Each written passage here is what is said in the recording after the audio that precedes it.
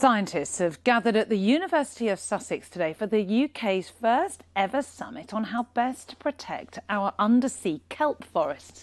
Kelp once covered huge swathes of the seabed off the Sussex coast, but by 2019 experts estimated that 96% had been destroyed. Well, Oliver Whitfield-Miocic is on the seafront in Shoreham for us. Oliver, just remind us why conservationists are so concerned about kelp. Natalie, it's because kelp plays an important dual role both beneath and above the surface of the water. For humans, acting as a natural carbon sinkhole, absorbing emissions and then ultimately burying them deep on the ocean floor. But in the sea, kelp provides a vital habitat for thousands of organisms and aquatic life. So much more than just seaweed.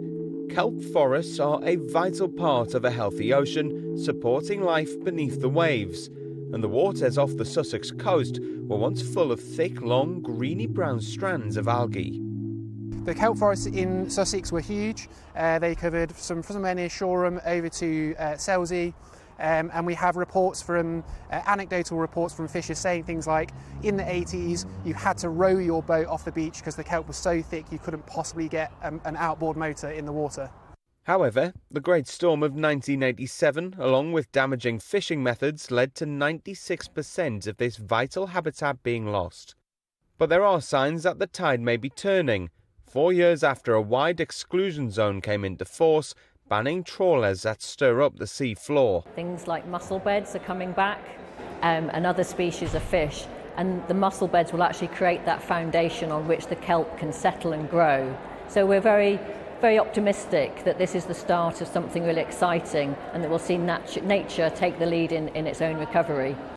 There's still a long way to go though, with researchers warning it could take at least a decade before meaningful growth is seen.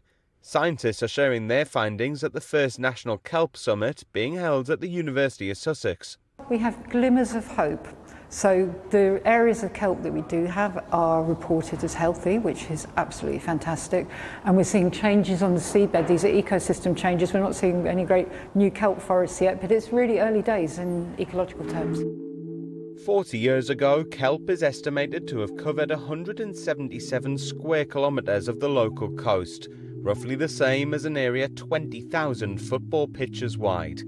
This video from November shows newly established seaweed growing, which ecologists hope will spread once again.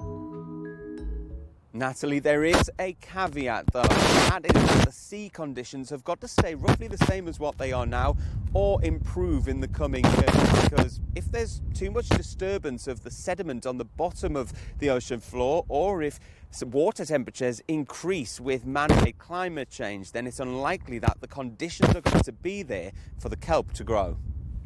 Oliver, thank you very much. Apologies for some of the sound quality there. We could just about hear what he was saying there, couldn't we? Now, it